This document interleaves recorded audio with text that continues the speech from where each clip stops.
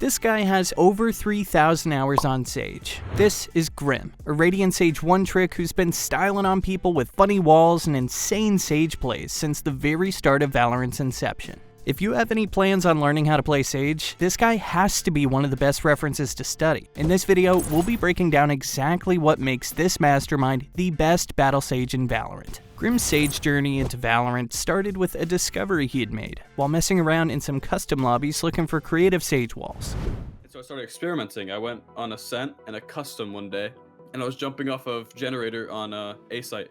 And I remember one time I shift walked off and I jumped, and the wall was longer. And I was like, oh my god, like this is huge. Like I'm on top, and the wall's long. And I was like, wait, what else can I do? And so I think after that, I spent a whole month just in customs looking at all the walls I could do. This technique that Grim mentioned during an interview with The Score is the quintessential technique that a majority of his patented TikTok walls incorporate. For this video, we'll be labeling it as the extended wall technique. If you've ever tried to wall on top of a surface, normally you'll notice the wall will only have 2 or 3 segments, rather than 4 that usually make up the ice wall. However, if you walk jump off the ledge, then properly time the placement of your wall so you place it as your feet are the same height as the ledge, it'll extend the wall to have an extra segment that's placed below your feet. A similar technique can be done by jumping next to a ledge you want a wall on top of. Crouch at the apex of your jump right before you place the wall. We suggest you be a bit further away from the ledge so you can maximize the extension of the wall. If you want some further explanation on how to do this technique, or for some example walls, check out our full Grim wall guide here. Make sure the placement of your feet is lined up to where the segments of the wall meet for the most consistency. Here's a diagram that might explain it a little better than I can. This technique is the keystone to how Grim creates a majority of his game-breaking walls. So ensure that you spend some time practicing it, since it is a bit difficult to learn at first. Continuing on the topic of techniques that Sage mains should know, let's discuss the crouch bug jump.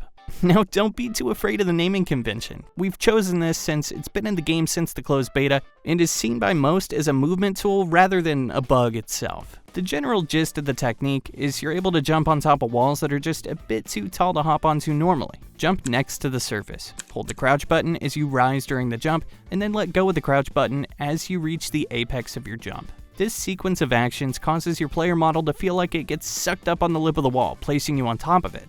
This is how you can perform crazy jump tricks like this on maps like Ascent. This technique is also not speed dependent, so you can do it with any weapon. And this round on Split, Grim's team opts to hit A side. Grim uses a wall to boost himself onto this off angle at Hell where you can hold if any defenders decide to push out of the Heaven smoke. Unfortunately, the Phoenix flashes out of the smoke, forcing Grim to fall off the wall and find some cover while he's blind. But once the chaos dies down, Grim wants to get back up onto the wall so he can continue holding this strong off angle while also having the option to push onto rafters. So, he uses the crouch bug jump to get himself back onto the wall where he was originally. A regular jump just doesn't give enough height for a person to get back on the wall once it's already placed. As you can see, this technique allows Sages to always have a backup plan to maneuver back onto their walls if they just need a bit more height to their jump. So for all you Sage mains out there, put a little time into practicing this movement. The most common option Grim implements into his games is the infamous boost walls that give him fantastic off angles. Even though many of these walls accomplish the goal of getting Grim to a higher elevation, there are tiny nuances between each one that give them all their own unique traits. Let's start with the boost walls for smokes. A very common situation that literally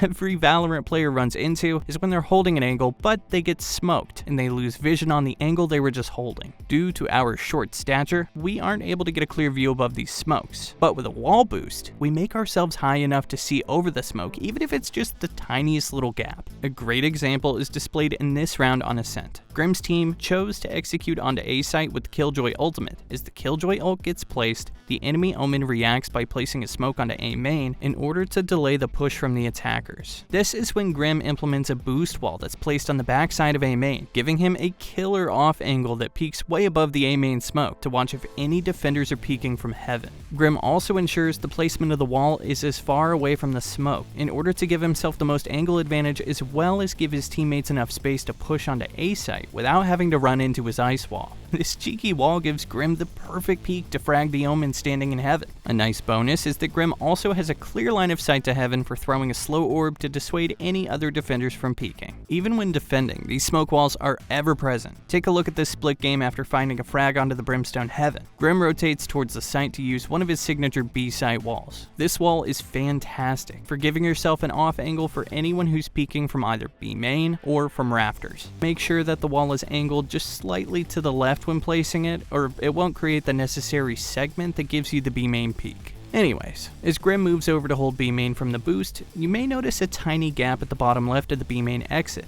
Since many of the smokes in Valorant are shaped like spheres, whereas choke points for most maps are cubes or rectangular hallways, these small gaps in the top corners will be present due to the shape mismatch. Understanding this, Grim holds this small window and kills the enemy Raze who's not even remotely ready for this fight. Many of the defender-sided boost walls that overlook similar choke points to this one will also have these small lines of sight. Always be aware if there are any gaps to exploit whenever a smoke is placed. A concept that's arguably more important is understanding when to use a boost wall. In the 5th round of this same match, Grim's team had just lost the previous round and was now forced to eco. Recognizing that they're at a huge economic disadvantage going into this round, Grim creates a plan where he boosts himself up on top of this podium so he can give himself an unexpected angle towards rafters. On top of this, Grim knows that the fight he wants to take is going to be a far-range duel. So he decides to buy a Marshall, a cheap weapon that is deadly at far ranges, especially with the one-shot headshot potential. Doesn't matter if the enemy has full buy, if you can position yourself to fight them on your own terms. In our "This One Rule Will Save You Rounds" video, we go over this principle of valuing aggressive and unexpected plays whenever you're at an economic disadvantage in extensive detail. Unfortunately, none of the defenders give Grim the peek he's looking for. Still, it's the thought process of how he can decide to use this wall to create a surprising situation for the enemies that also played to the strengths of his weaker weaponry that we wanted to highlight. When we call Grim a battle sage, we really mean it. He's not afraid of taking fights when he has to, and that's the main reason he's constantly able to compete in Radiant lobbies against some of the best players in the game. Think of these walls as the frosting, and your fundamentals are the cake. You've got to work on your fundamentals first before you're ever going to compete in ranks like this. And fundamentals go far beyond things like crosshair placement and counter strafing too. It also includes things you probably don't even realize you're doing wrong, like peeking, spacing with teammates, or even just where you choose to stand. The players who are consistently able to drop 30 in their matches are masters of all these things, and now you could be as well with our AIM God Masterclass. It is expertly designed to teach you all the fundamentals you need to know in just one course. Our goal is to have this course teach you everything you need to know, which is exactly why we are constantly updating it as users submit feedback. The game is constantly developing and changing, and that's why our website is as well. With new courses posted every single month, you can be sure you're constantly up to date with absolutely everything going on in the Valorant meta. On top of that, we also offer a rank improvement guarantee. So if you don't climb while using our service, you don't pay. We know it sounds insane, but our #1 priority is to be a standing name in the community for years to come. And the only way to do that is to create the best product we can. Check it out using the link below. Even with all these fancy wall boosts, Grim still uses his wall in very standard ways that anyone can do, right? But he maximizes his value out of these walls by making sure that they serve multiple purposes. The most standard wall that's used is the mid wall on split, particularly on the pistol round. This wall is powerful at stopping the enemies from quickly rushing down mid due to pistols lacking the damage to break down the ice wall quickly. It gives defenders a sense of security when rotating, because they have solid covers they pass through vents and mail. But this isn't the only purpose of this wall. In the next round, he places the exact same mid wall, but instead of just using it to quickly rotate between sites, he leaves a pocket just big enough to hide in. This gap gives Grim an unpredictable position to play. It forces the attackers to have to fully check this pocket in order to clear his position. And it also creates a deadly crossfire with his Raze that's in mail. Creating these cheeky little pockets when creating any of your standard walls, it adds an extra layer of depth to how you can play around your walls. Another typical example of how walls are used is to give cover to teammates as you res them. A lot of day one sages are able to come up with this idea of protecting the body of your teammates. Even when using these very basic sage walls, Grim repurposes these walls to find extra advantages when he can. In this Ascent match, Grim's team is in a 3v4 situation. With his Killjoy's body at Cat, they make their way there to resurrect her. Grim places the wall to give the Killjoy some cover from any enemies from tree.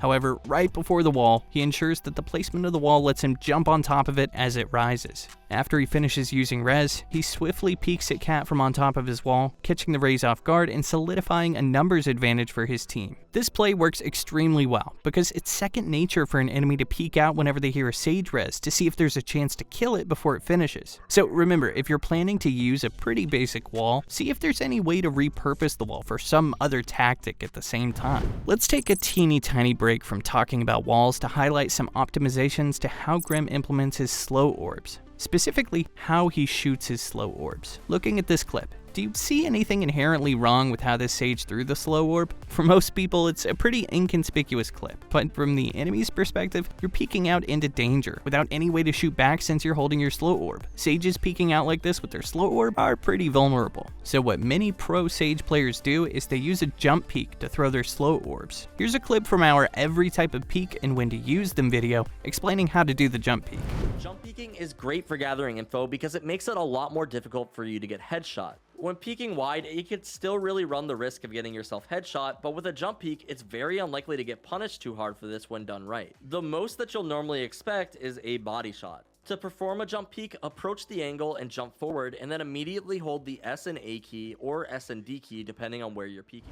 The main strength that comes with using this jump peek for your slow orb is you're a much harder agent to hit, and you expose yourself to danger for a much shorter amount of time. Another benefit is you can use this jump peek for info with your slow orb already in hand, and then when you make contact with the enemy, you can reactively slow orb the choke point and fall if needed without any delay. Continuing with the topic of Sage's slow orb. Another quick and easy tip that Grim frequently uses is layering smokes with slows. Many of you have probably had this happen to you, right? You're pushing A side on split. Heaven screens are smoked as your team pushes onto the site. But as everyone is clearing angles, a defender pushes out of the Heaven smoke and kills everybody while they have their backs turned and you lose the round. As a Sage, an easy solution to this is throw your slow orbs into the smokes. Although this doesn't totally stop an enemy from peeking out of the smoke, it'll heavily dissuade them from doing so, because slowly pushing out of a smoke is usually a losing duel to take.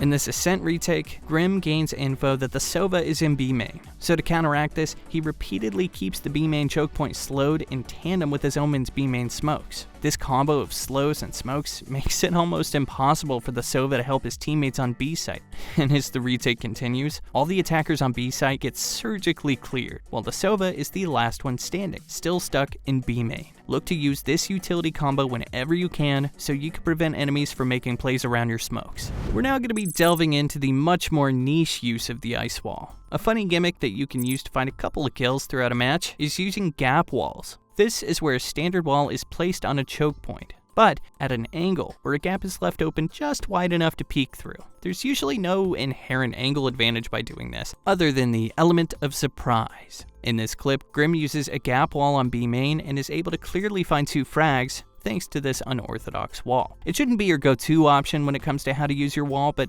it can be a great mix-up option if you're looking to find some cheeky kills. Another variation of the gap wall is to actually just make a gap just big enough to be able to walk past it. In this Ascent clip, Grim hears a couple of attackers in B main, so he uses his wall at an angle where it looks like it covers the entrance, but on the back side of the wall, there's actually a gap that he can walk through. And to really sell that this isn't a wall with a gap, Grim even peeks from on top of the wall to pretend that the sole purpose of it was to peek from on top. After dropping, he immediately repositions to the backside, then peeks out onto unsuspecting enemies and finds a frag, turning the round into a 5v4 for his team. Using some clever misdirection and a gap wall, he was able to outplay both the raise and the KO. Feigning a purpose for your wall so that enemies fall into a different trap you've already laid out is how Grim manages to find so much value in almost every wall he uses. Look to pull out this type of battle Sage thinking next time you pull out the Sage.